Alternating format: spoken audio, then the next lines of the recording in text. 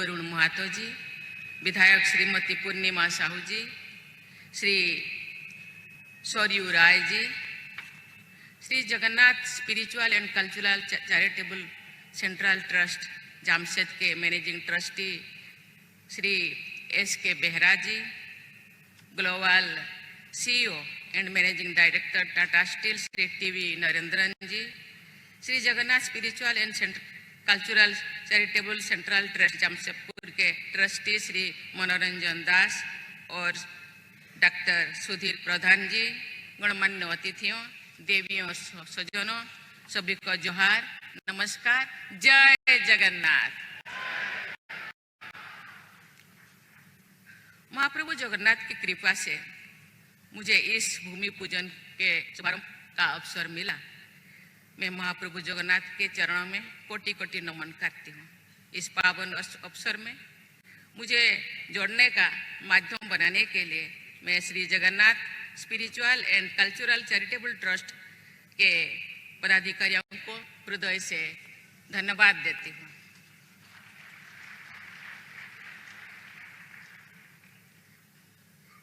ये जगन्नाथ टेम्पल आज का समय सही समय है। ये सही समय बहुत दिनों से इंतजार किया जाता था। मैं जब झारखंड के सेवा में थी तब से, लेकिन जगन्नाथ तो जगन्नाथ है ना, छलिया है, इतने जल्दी तो ये आते ही नहीं। हम सब देखे हैं जब जगन्नाथ रथ यात्रा होते हैं, जगन्नाथ जो नंदीघोष रथ में चढ़ने के लिए आते हैं, एकदम से आते नहीं। ये झूला झूल के गाना गाते हुए अपने भक्तों को रिझाते हुए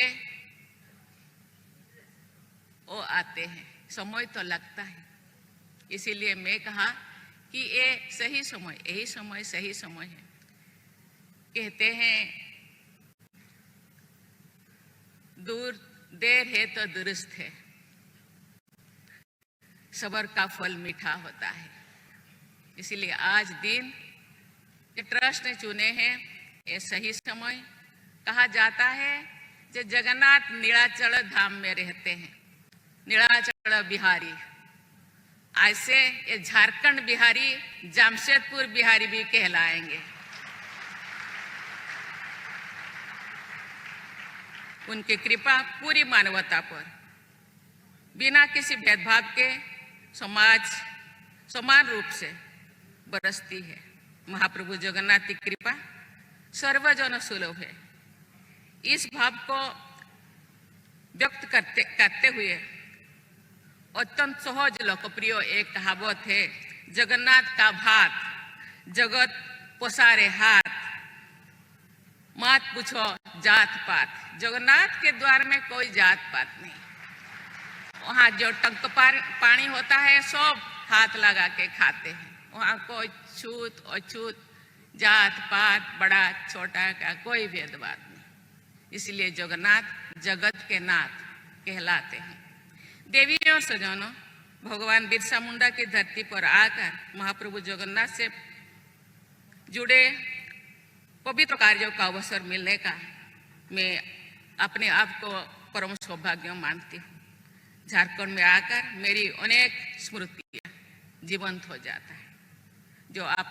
जो मेरे समय पे यहाँ सेवा में मुझे दिया गया था, उस टाइम का स्मृति मुझे ताजा हो रहा है। राज्यपाल के रूप में यहाँ के लोगों की सेवा करने के जो आशीर्वाद मुझे मिला, वो मेरी विशेष शक्ति है। कोल्हान का ये क्षेत्र जीवन जनजातीय परंपराओं के साथ देश की अन्य आध्यात्मिक परंपराओं की संगम का सुंदर उदाहरण प्रस्तुत करता है। यहाँ के लोगों ने सदियों से चली आ रही परंपराओं को संजो कर रखा है। यहाँ विभिन्न समुदायों के लोग मिलजुल कर रहते हैं। ये सामाजिक सौहार्द महाप्रभु जगन्नाथ की भक्ति का प्रमुख आयाम है। महाप्रभु जगन्नाथ के पुरी में स्थित परम पवित्र मंदिर के निर्माण की कथाओं में हमें विभिन्न समुदाय के सम्मिलन के संदेश मिलते हैं। सवर्ण नामक जनजातीय समुदाय के राजा बिस्सा बसु भगवान नीलमाधव की नित्य उपासना करते रहते थे। राजा इंद्रद्युम्न ने अपने मंत्री विद्यापति को राजा बिस्सामसु के पास भेजा ताकि वे भगवान नीलमाधव के प्रतिमा के विषय में जानकारी प्राप्त कर सके। एक लंबा कहानी है। राजा बिस्सामसु की पुत्री ललिता के सहयोग से विद्यापति ने भगवान नीलमाधव के प्रतिमा के विषय में जानकारी प्राप्त की। इस प्रकरण से जुड़े अनेक कथा कथांतर विद्यमान है। ब्राह्मण जाति के विद्यापति और जनजाति समुदाय के राजा बिस्सामसु की पुत्री ललिता के बीच स्नेह उत्पन्न हुआ और दोनों विवाह बंधन में बंधे हुए हैं। राजा इंद्रद्युम्न ने महाप्रभु जगन्नाथ, बलभद्र तथा देवी सुभद्रा की प्रतिमा सहित महाप्रभु जगन्नाथ के पवित्र मंदिर का निर्माण हुआ। आज भी विद्यापति के बिस्सामसु के परिवार जगन्नाथ मंदिर में पूजा अर्चना करते हैं जब रथ यात्रा शुरू होता है। ये लोग मान्यता समुदाय को परंपरा स्नेह के साथ रहने की तथा एक दूसरे की अच्छी परंपराओं के साथ मिलजुल कर रहने की ये एक प्रेरणा देती है। मुझे विश्वास है महाप्रभु जगन्नाथ का ये यहाँ निर्मित होने वाला मंदिर अध्यात्म और सामाजिक सौहार्द का एक प्रमुख केंद्र बनेगा। झारखंड एक जनजाति समुदाय के लोग ज्यादा रहते हैं।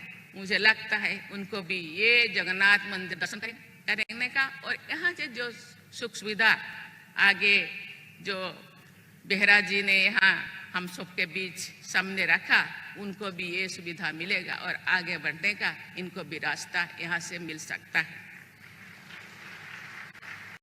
यहाँ भक्ति की विभिन्न धाराओं के लोग एक महाधारा में अवगाहन करेंगे, ये बहुत अच्छी बात है। महाप्रभु जगन्नाथ से जुड़े इस अवसर पर जगन्नाथपुरी की रथ यात्रा से जुड़े अनेक स्मृतियां के चित्र मेरी मानस पटल में जीवित हो रहा है। रथ यात्रा में जिस भावना के साथ अत्यंत विश्वास जनसमूह की भागीदारी होती है वो अद्भुत है तथा अतुलनीय है। ये पूरी विश्वास है ये समाज के लोग हर्ष से बात करते हैं। रथ यात्रा का आयोजन देश विदेश में मध्य अनेक हो रहा है अभी। साथ ही देश विदेश में अनेक स्थानों पर महाप्रभु जगन्नाथ के मंदिर स्थापन किए जा रहे हैं। देवी और स्वजनों जिसमें विभिन्न स्थानों पर हो रही युद्धों एवं संघर्ष के कारण मेरे मन में चिंता और दुख होता है। साथ ही महाप्रभु जगन्नाथ के प्रति बढ़ती हुई श्रद्धा को देखकर तथा भारतीय आध्यात्मिक परंपराओं के प्रति विश्व समुदाय में बढ़ते हुए सम्मान को देखकर मुझे संतोष भी होता है। लोगों में भक्ति और आध्यात्म के प्रति रुझान को देखकर ये विश्वास जागृत होता है कि महाप्रभु जगन्नाथ विश्व समुदाय की रक्षा भी करेंगे और उसका कल्याण भी करेंगे। लेकिन विश्वास जागृत होना चाहिए। विश्वास से भगवान मिलते हैं। पर्यावरण की सुरक्षा हमारी आध्यात्मिक परंपरा से जुड़ी हुई है। पेड़ पौधे, सागर, नदियां, चांद, सूरज की हम पूजा करते हैं। महाप्रभु जगन्नाथ, भाई बलभद्र और बहन सुभद्रा एवं चक्रराज सुदर्शन का विग्रह वृक्षों से निर्मित है। आदिवासी लोग पेड़ पौधे को पूजा करते हैं। तो हम सब जात पात एक दूसरे भिन्न नहीं है, हम सब अभिन्न। इससे हमें पेड़ पौधे का सम्मान करने की शिक्षा मिलती है। सुप्रसिद्ध स्वाधीनता सेनानी उत्कलमणि पंडित गोपबंधु दास ने लिखा था, भारत प्रति वृक्ष कल्पवट। कल्पवट जहाँ कहते हैं ध्यान करने से सब कुछ मिल जाता है। प्रभु जगन्नाथ सर्वत्र प्रकट। जगन्नाथ चारों तरफ है, ये जगत के नाथ है। अर्थात भारत का हर वृक्ष कल्पवट है और प्रभु जगन्नाथ सर्वत्र विराजमान है। मुझे ये जानकर प्रसन्नता हो रही है कि श्री जगन्नाथ ट्रस्ट द्वारा सामाजिक कल्याण के सर्वसमावेशी कार्य किए जाएंगे। इस सेवा संकल्प के लिए मैं ट्रस्ट से जुड़े सभी लोगों को बहुत बहुत सराहना करती हूँ, क्योंकि केवल भगवान से प्रार्थना करने से हम लोगों का विकास के लिए जरूरत है। ये तो आध्यात्मिक जगत को प्यार करने से आध्यात्मिक विकास होता है, आत्मिक विकास होता है, लेकिन शारीरिक संचालन के लिए मानसिक विकास का भी आवश्यकता होता है, शिक्षा का भी आवश्यकता होता है। आध्यात्मिक चेतना में सभी जीव जंतुओं तथा वनस्पतियों के प्रति स्नेह एवं करुणा की भावना पर सबसे अधिक जोर दिया गया है। साथ ही परोपकार को सबसे बड़ा पुण्य माना गया है। मुझे ये जानकर विशेष प्रसन्नता हुई है कि अपेक्षाकृत कम सुविधा संपन्न वर्गों के बच्चों को शिक्षा के लिए आप लोग कार्य कर रहे हैं। ऐसे बच्चों के लिए छात्रावास की सुविधा उपलब्ध कराया गया है, इसीलिए आपको बहुत बहुत किया जाएगा। इसीलिए मैं आपको बहुत बहुत धन्यवाद देना चाहती हूँ।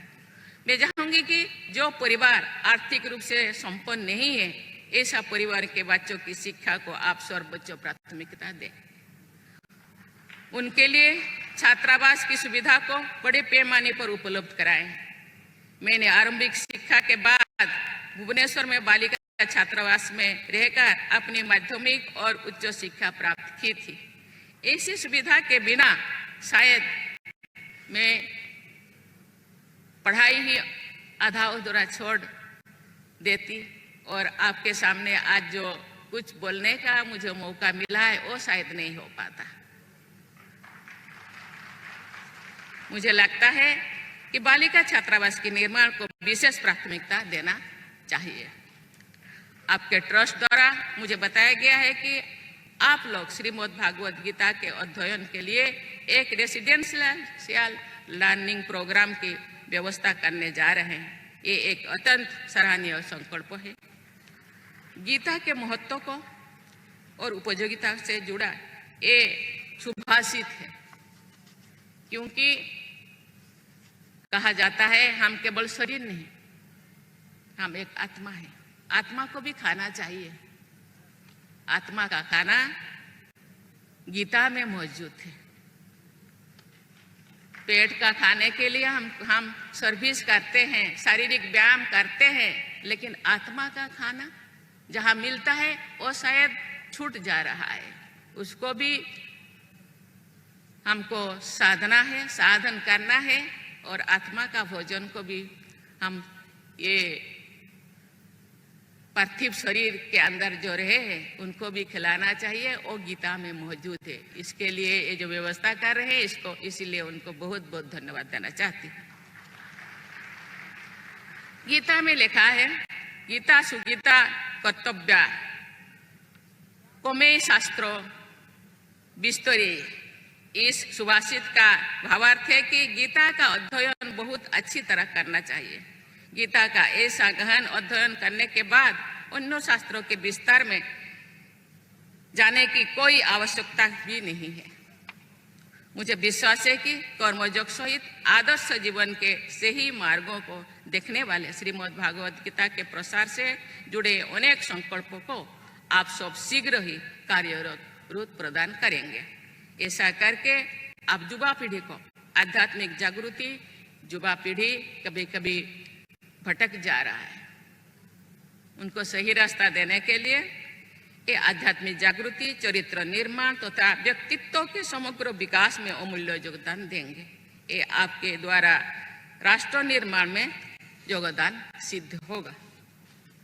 मुझे विश्वास है कि आप सबके प्रयासों से यहाँ स्थापित होने वाला महाप्रभु जगन्नाथ का मंदिर आस्था, संस्कृति, सामुदायिक सेवा का सम्मानित केंद्र होगा।